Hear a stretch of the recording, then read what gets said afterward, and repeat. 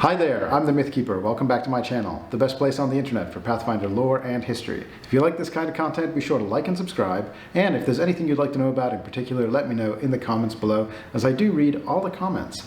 If you want to support the channel, best way to do so is right here on YouTube. You can hit the join button and join my Mythwatchers Club. It'll give you access to videos early and a few other perks and benefits.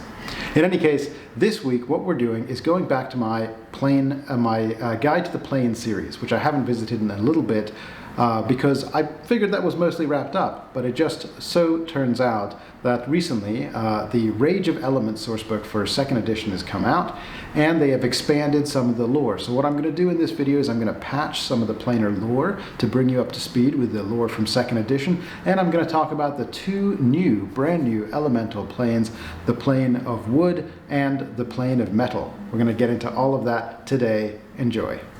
When I released my first Planar Cosmology video, which I dubbed the Planar Cosmology 101, I talked a little bit about the structure of the Great Beyond, the name given to the planar collective that encompasses all the major planes present in the core Pathfinder cosmology. In that video I presented this diagram, which showcases the inner sphere, surrounded by the astral and ethereal voids, which in turn connects it to the outer sphere, which comprises the many planes that function as afterlives for mortals. The diagram also included a zoomed-in view of the inner sphere, which includes the material plane at its center, the elemental plane surrounding it, the first world and the shadow planes beyond the elemental planes, and finally the positive energy plane and the negative energy plane as sort of poles for the universe. All of this has been slightly updated in 2nd edition, as of the publication of Rage of Elements, but is mostly just terminology changes. Here is the 2nd edition diagram that covers the same thing. Once again, the inner sphere is nested within the outer sphere. The outer sphere diagram is changed somewhat, better reflecting its true nature. Here we can see that because the inner sphere is surrounded by the elemental plane of fire, it appears from the point of view of the planes of the outer sphere to be a kind of brightly burning sun. The astral plane here is reflected by a golden light that separates the burning plane of fire from the maelstrom, which looks like a vast ocean and fills in the gaps between all the other outer planes. We can also more clearly see how closely Axis and the Boneyard are connected, and we can see the three heavens and the three hells of the core Pathfinder cosmology. Just like the old diagram, we see a zoomed-in version of the inner sphere, but here we can see another change. In previous cosmological representations, the elemental planes were surrounded by the other planes of the inner sphere, but in this new version, the other planes are said to be overlapping planes, i.e. planes that exist parallel to and adjacent to the material universe. In this conception, the elemental planes surround not just the material plane, but also all the other planes of the inner sphere. Let's start by examining the overlapping planes, as they have also been slightly updated. The material plane has received a slight name change. In all places, this is now simply referred to as the universe. The universe is overlapped in one direction by the first world, and in the other direction by the netherworld. This is another name change. The shadow plane has been renamed the netherworld. Where possible, going forward, I'll try to use the term netherworld instead of shadow plane, but I will probably make some mistakes here and there. Finally, the first world and the netherworld link to Creation's Forge and the Void, respectively. These are also name changes. Creation's Forge is the new name for the positive energy plane, and the Void is the new name for the negative energy plane. These two are not greatly discussed in the book, but I'm guessing that Pathfinder is moving away from the terms positive and negative energy because of the strong connections they have to D&D. It's possible that in Remaster we'll see divine casters with the ability to channel creation and channel the void as alternate names for those abilities. In the zoomed-in diagram, we see the universe is surrounded by the elemental planes, just as it was in 1st edition. However, these planes have been expanded. We've gone up from 4 elemental planes to 6 elemental planes, including the plane of wood, which can be found between the planes of air and water, as well as the plane of metal, located between the planes of water and earth. In conjunction with the release of these two new planes, Pathfinder has also introduced a relationship between the planes, as some elements feed each other while others counter each other. This concept is known as the elemental cycle. In this conception, air is always a neutral element. It can be seen as the medium through which the other elements interact. The rest of the elements either feed or counter each other. Feeding involves the natural flow and conversion of energy, illustrating how one element transitions into another. As seen in the diagram, wood feeds fire, fire feeds earth, earth feeds metal, metal feeds water, and water feeds wood. Countering serves to keep elements in check, preventing any one from dominating or depleting another. Just as you feel hungry when you require sustenance and the hunger dissipates once you've eaten enough, the counterbalancing cycle ensures equilibrium between the elements. In the diagram, the counterbalancing cycle is depicted in the middle, where wood counters earth, earth counters water, water counters fire, fire counters metal, and metal counters wood. Now that we've seen some of the major lore changes, let's focus on the two new elemental planes. First, it's worth noting that the two have a little bit of shared history. They are both planes that have suffered greatly at the hands of their neighbor, the elemental plane of Earth. The elemental lord of this plane, a demigod of staggering power named Arzul, the fossilized king, manifests as a towering skeletal dinosaur with gleaming green gem-like teeth and spines. Arzul is of course discussed in more detail in my Inner Planes Part 1 guide. Over the long millennia in which he arose to the power of godhood, Arzul won significant victories that led to his conquest of the plane of Earth. He imprisoned his principal rival Cyrazul to claim sole dominion over the plane. Then Arzul invaded the plane of metal and seized a portion of the portfolio of metal from the elemental lord Laudinmio of the plane of metal. He co-opted the sickening radiation of certain metals, and he built himself a maze-like fortress known as the Blistering Labyrinth. Then he launched a separate invasion of the plane of wood. Cooked up in the heart of the Blistering Labyrinth, he brought with him an insidious and ravaging sickness with which he plagued the plane of wood. As a result of Arzul's imperialistic forays into the neighboring planes, both the plane of metal and the plane of wood have suffered greatly in recent millennia. However, things may be changing. Arzul's great enemy Cyrazul, the Chrysaline Queen, was released from her bondage as part of the Year of the Stolen Storm Pathfinder Society adventure path. With Arzul distracted by threats from within, the planes of metal and wood have had a chance to rebuild from their years of suffering. The plane of metal. The unusual topographical characteristics of the plane of metal may pose a disconcerting experience for first-time observers. One such discomforting characteristic is that its surface lacks a discernible horizon. Instead, remote landscapes exhibit an apparent curvature, giving the impression that the entire plane extends across the interior of an immensely vast metallic sphere.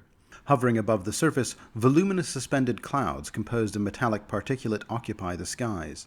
Further aloft, but still within the central void of the sphere, a substantial gray expanse emits a white luminosity, intermittently manifesting luminous pulsations akin to lightning concealed behind a curtain of cloud. The physics of the plane are strange too. Real space appears folded in on itself in some poorly understood way. It has been reported, for example, that if one were to undertake a direct passage from the core of the sphere with the intent of landing on the opposite side of the world, in due course one would simply find themselves precisely repositioned at their initial point of departure.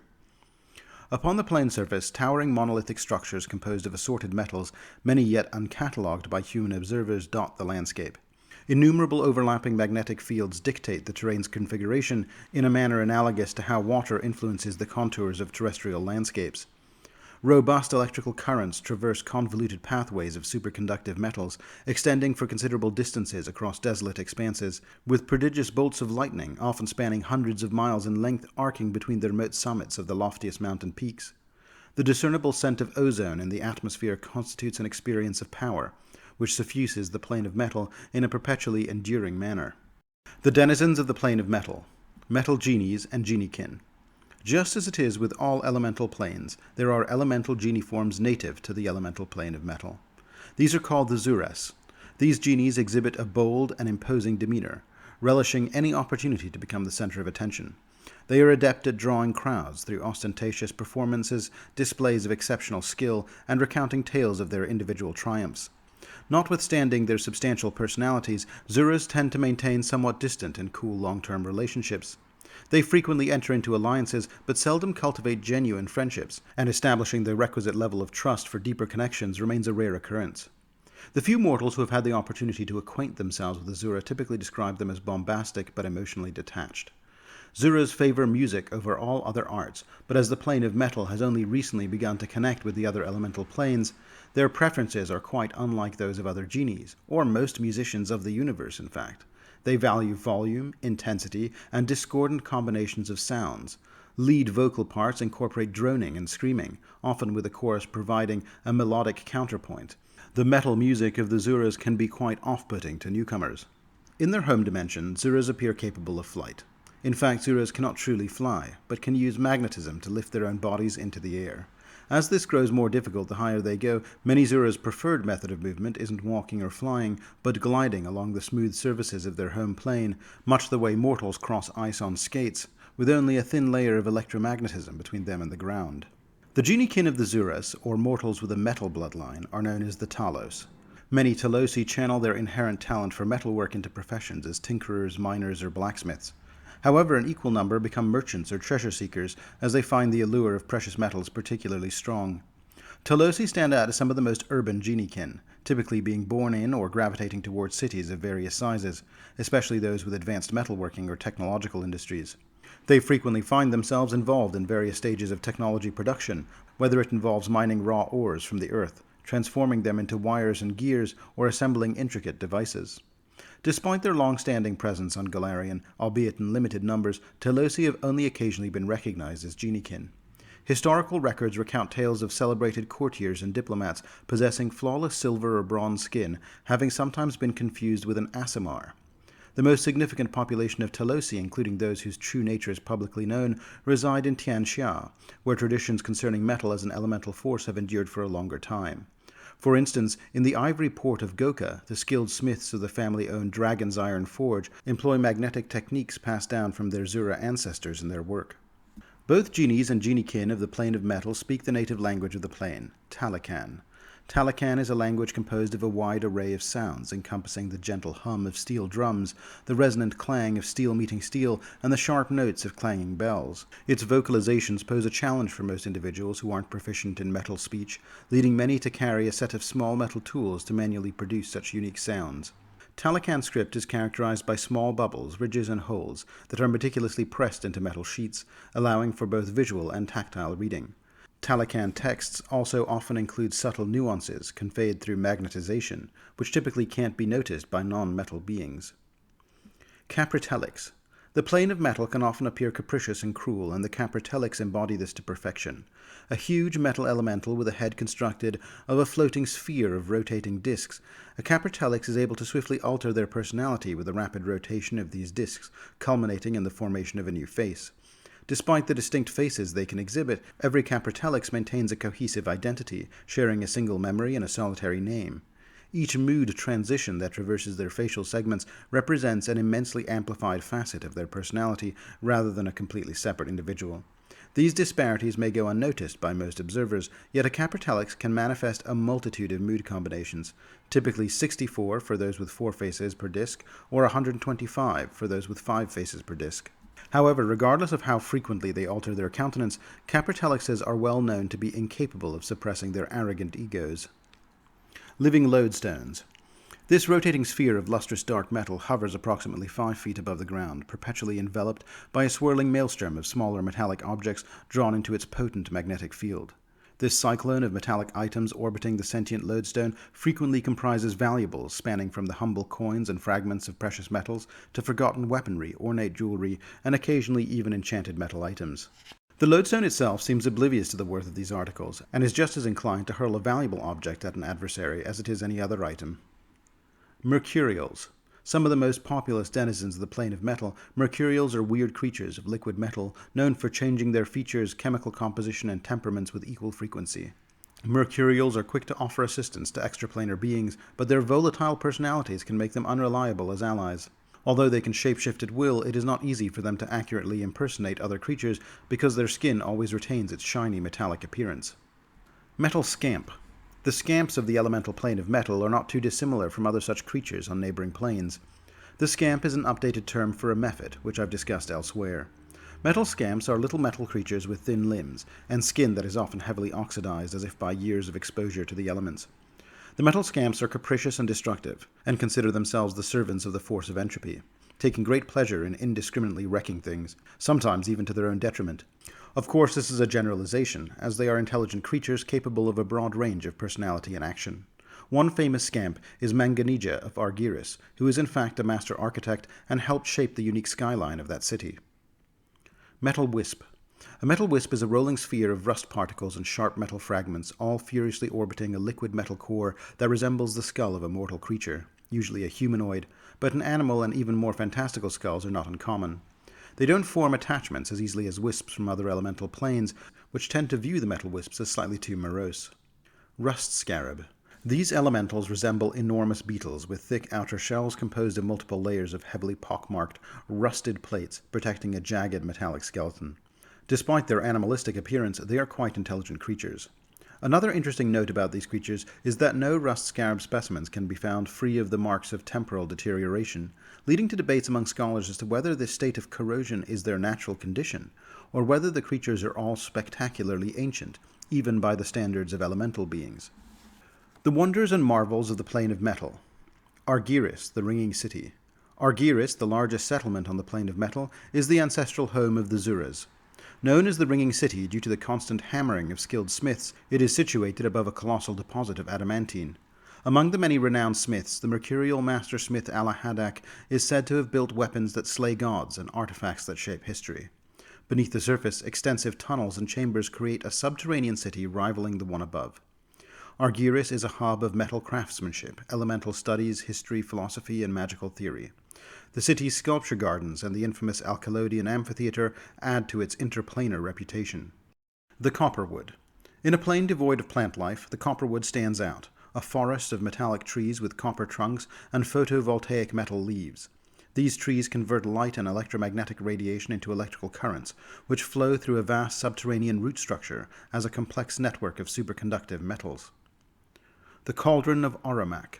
Within the plane of metal resides a massive volcano filled with pure gold, nestled amid a range of mountains containing peaks of pure tungsten. This volcano emanates intense heat from a mighty arcane fire pit, potent enough to reduce even metal elementals to slag. A rare priesthood of fire elementals worships something ancient hidden beneath the molten surface here, its presence a dormant threat to any greedy intruders. Dakmira's Folly. Not far from the gold volcano, you may stumble upon a jungle of stalagmites of silver-hued metal that fluctuate between extreme temperatures. These organic pylons alternate between freezing molten lead and vaporizing organic matter.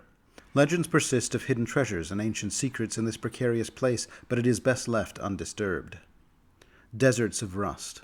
The deserts of rust resemble deserts of sand, remnants of the metal landscape corroded and altered by magnetic spheres.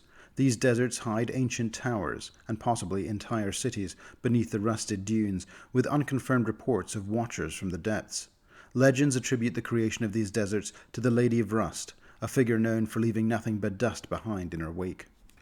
The Scouring Tempest. Among the most perilous natural phenomena on the plane is the Scouring Tempest, a colossal storm of electromagnetic energy that spans hundreds of miles. Composed of 1,000 different metals, it obliterates all in its path, but leaves the landscape gleaming and untarnished. Therefore, settlements and roads in the plane of metal are strategically constructed near lodestones and magnetic field lines to evade this tempest. The Soaring Isles. Here, metal islands float in the skies due to their electromagnetic properties, repelling them against the magnetic vortices on the plane's surface. Settlements on these islands accommodate inhabitants with metal elemental footwear offering gravity-like stability.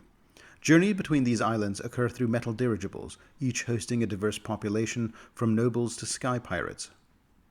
The Demigods of the Plane of Metal.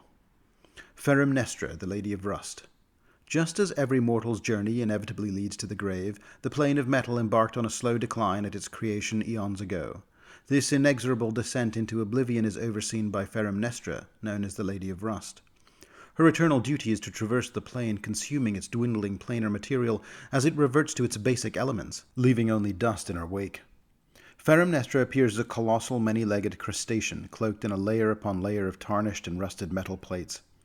Accompanying her is a countless horde of orlice, originally from the plane of water, which trail behind her in an eager, chittering swarm, feeding on the remnants she leaves behind, and growing to enormous proportions.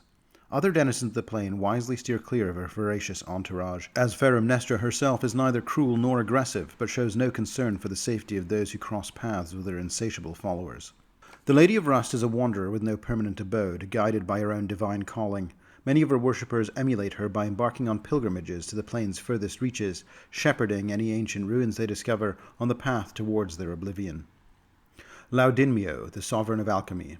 Laudinmio's profound exploration of metals led them to study under deities long forgotten, ancient gods who desired to pass on their legacy as elemental lords.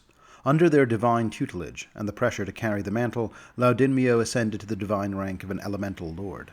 The followers of Laudinmio are known as the Euphonious Coalition, and they celebrate the arts of metallic craftsmanship, alchemy, and fashion.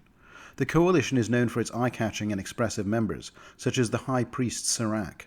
Serac is one of the modern era's foremost practitioners of traditional Zura music, and his flamboyant and clamorous performances regularly draw thousands to the Alcalodian whenever he passes through Argyris. Laudinmio's residence and laboratory, Castle Amalgam, is an inverted pyramidal structure which rests on the reflective Lake Everchange. Its irregular metallic and crystalline walls are adorned with many tentacle-like carbon coils. Presently, much of the castle lies in ruins, the result of an incursion that saw the elemental lord Arzul of the plane of earth wrest some control over the plane of metal from Laudinmio. Laudinmio bears the weight of guilt for their failure to repel the Terran invaders, as this loss of sovereignty endangered their existence and the plane's stability. In his grief, Laudinmio entered into a deep state of torpor, their intermittent moments of wakefulness tainted by remorse and confusion. A loyal contingent of subjects remain in the castle to safeguard their sovereign, while special envoys traverse the universe seeking a way to ease Laudinmio's suffering. The Plane of Wood. Elemental wood is not widely understood in many worlds of the universe as holding the same elemental position as the other elements, even less so than metal. In the context of the world of Galarian, elemental wood has held a distinct place in the domain of Druidism. Druids and their practices invoke the growth of plants, tapping into their direct connection to primal nature, or occasionally via their connection to the first world. Though the power is drawn from elsewhere, these manifestations rely on plant life's innate magical essence, and its shared connection with the plane of wood. Therefore, when druids are able to get their hands on plant life that hails directly from the elemental plane of wood, such artifacts can serve as a tremendous focus for their power, and it is greatly valued by them.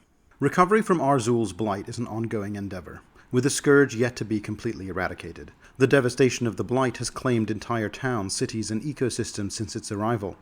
Survival, even for the uninfected, has not been without its challenges, as the denizens of the plane have experienced profound changes in both emotional and physical aspects. Their extended isolation has also led ordinary inhabitants to view foreign influences and entities with trepidation.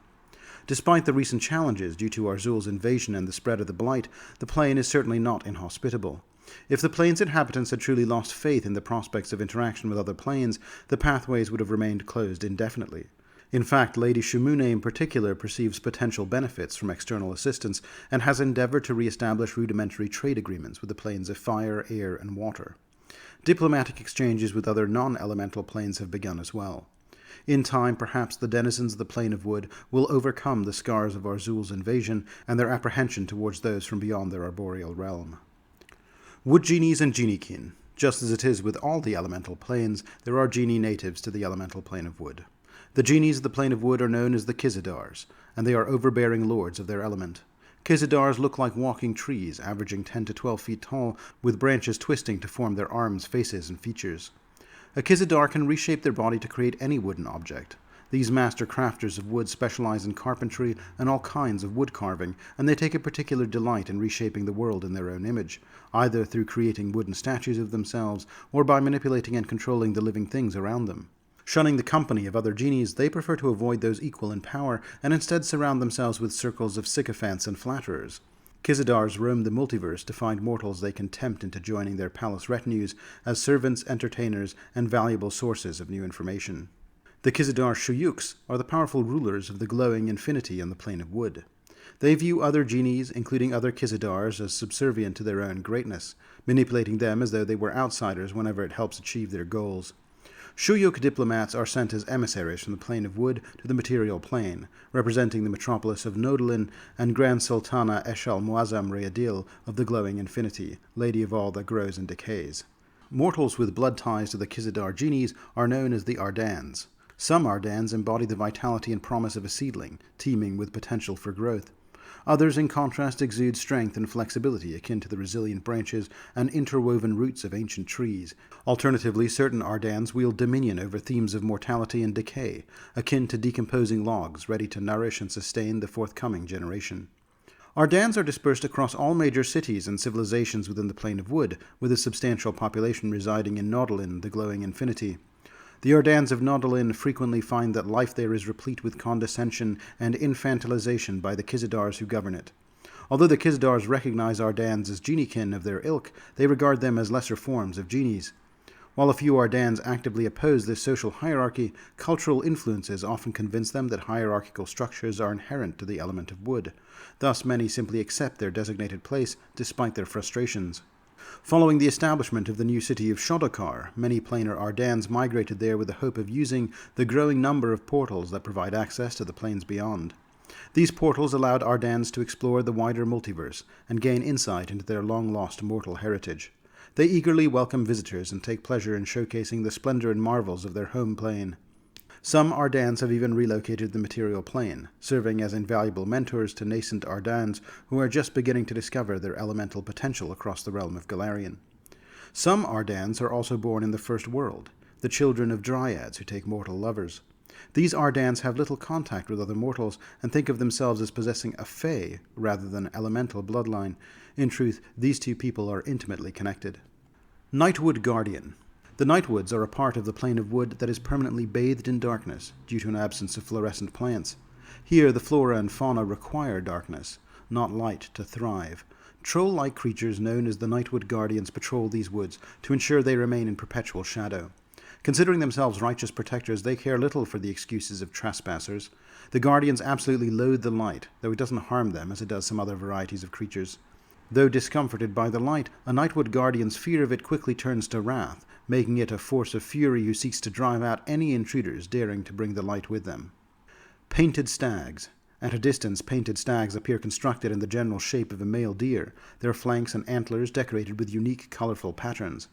Though few know it, painted stags paint their own markings, making their sporadic appearances in elven art and tattoos, particularly in those cultures descended from the lost nation of Mirani in Varissia, all the more appropriate.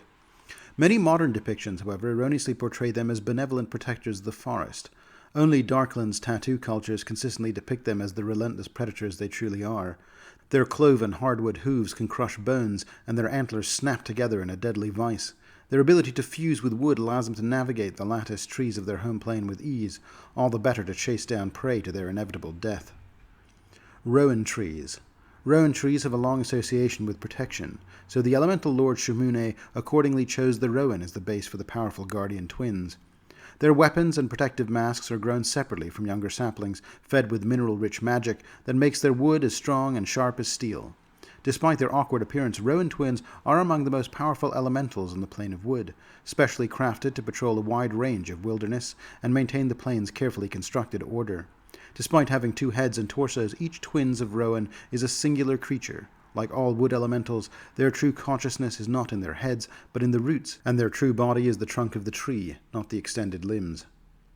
Snapdrake.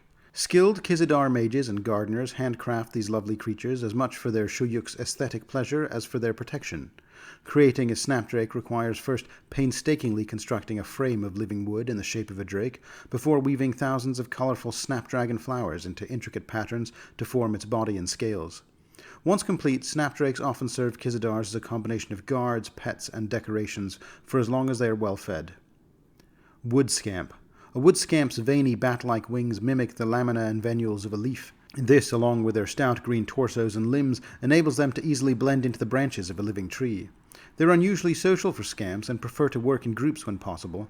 By their nature, they find their home plane rather boring, and many of them are abuzz with excitement as the plane is reopened. They are eager to travel to new places where they can cause as much mischief as possible. Wood Wisp. Like other wisps, wood wisps roam their plane and attune to other wisps, wandering with them in symphonies. Because of their willingness to bond, wood wisps appear outside their home plane more than other wood elementals, though they're still relatively rare compared to other wisps.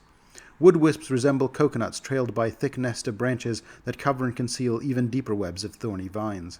They are unfortunately both unaware of the pain these thorns can cause fleshy creatures and very physically affectionate in their eagerness to offer assistance. The wonders and marvels of the plane of wood. The Animated Garden.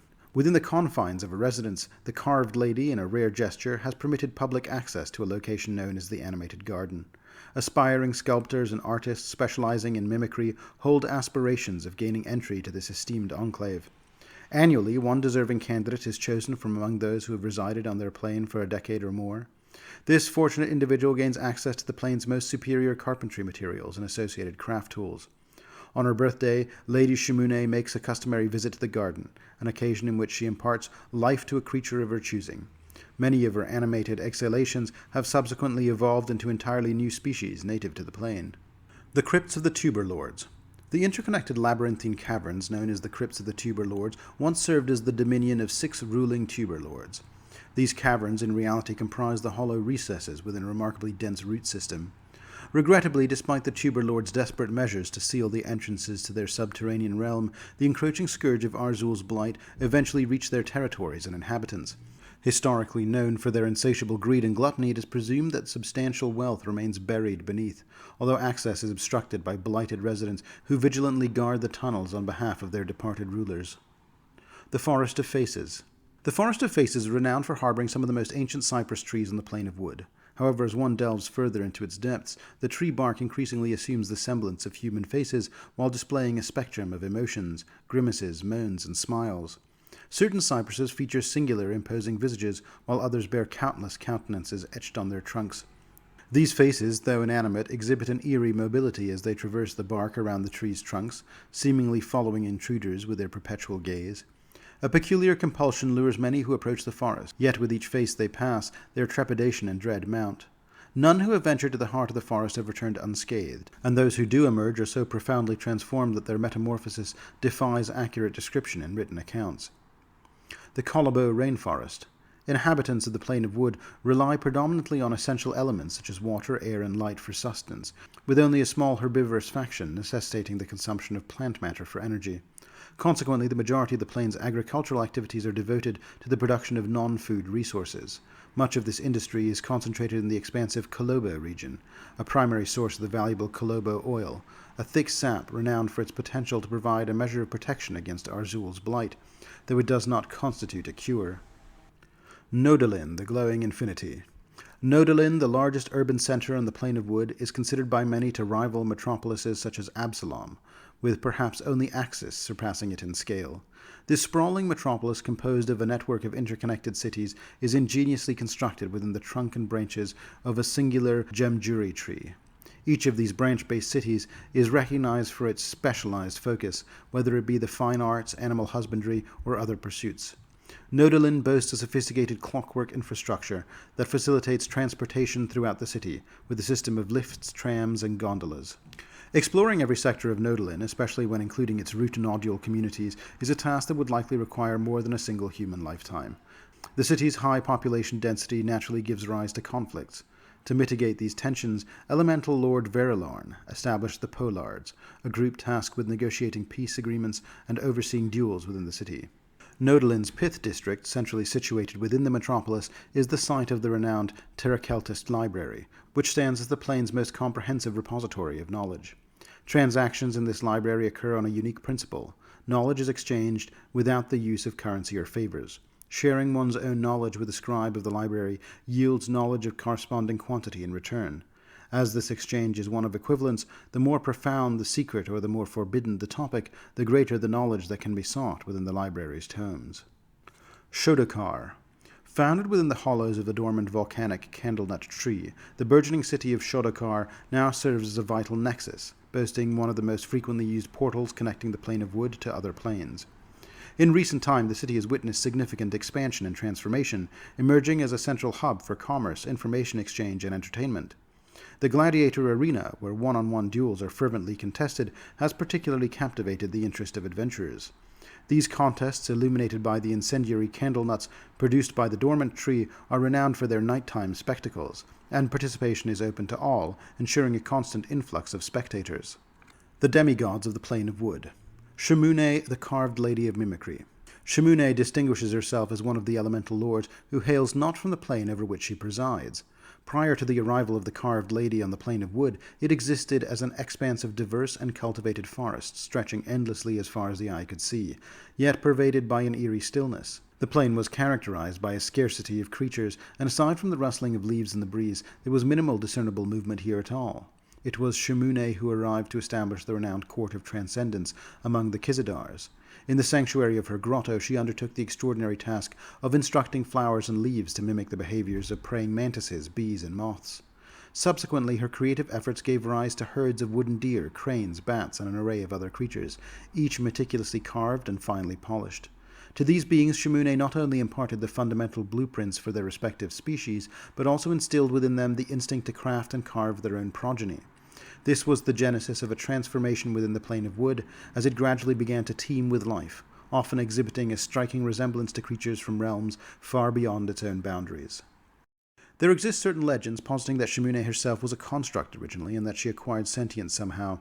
However, the Lady of Mimicry herself vehemently disputes this notion, asserting that she is the offspring of a union between a forest spirit and a wood genie. Unlike other elemental lords, she does not rule over any specific territory or organization, harboring no inclination to assert her personal convictions upon others. Instead, she wholeheartedly dedicates herself to the act of creation. Shimune is known for interacting with her disciples, or even with other gods, through a wooden simulacrum constructed from wood with a resplendent golden hue. This construct is regularly sculpted into the form of a female humanoid, with a head adorned by ginkgo leaves. Some individuals mistakenly identify this as Shimune's physical embodiment, when in actuality the carved lady bears a striking resemblance to an immense forest dragon, her scales mirroring the texture of an ancient tree's bark. On her left flank, a conspicuously blighted patch serves as a poignant reminder of Arzul's venomous deeds. Verelorn, the custodian of oak and ash. Verelorn is a gardener by nature. While some may perceive gardening as a form of creative expression with the liberty to flow freely, Verelorn staunchly upholds the belief that his gardens must epitomize order and precision. The towering trees that adorn his expansive arboretums are meticulously arranged, exhibiting precisely chosen proportions and colors. Verelorn possesses an extraordinary understanding of the transformation of a sprout into wood, a process so impeccably orchestrated that his gardens have been said to have served as wellsprings of inspiration even to other deities. His creations exude a serene and captivating beauty, yet they are underpinned by an austere and unyielding character. Indeed, Verelorn is known for his reserved and reticent demeanor in personal interactions, maintaining only a handful of confidants and an even smaller circle of friends. From the vantage point within his colossal tree cities, he remains ever watchful over his domain. His vigilance extends through a vast network of bamboo tubes that intercept whispers, and through ashen masks that render him privy to all potential threats. Verelorn's disposition was not always marked by such rigidity. Eons ago, as the planes embarked upon their eternal cycle, Verelorn, akin to his counterpart Shimune, nurtured life with a spirit liberated from constraint. Arzul's invasion, though, changed him, and made him more guarded, reserved, and cautious. In the current epoch, Verelorn finds his vigilance being tested, as power surges through the plane of wood once again, akin to a sun-drenched field emerging from a prolonged winter. The resultant accelerated growth in myriad untrodden pathways exceed his capacity for observation and oversight. For now, the Lord of Wood remains content with vigilant monitoring. However, should any of his subjects fall prey to harm, he stands prepared to resume his mantle as the reaper and pruner, poised to restore order to his dominion. He won't allow Arzul, or any other threat for that matter, to threaten his plane ever again.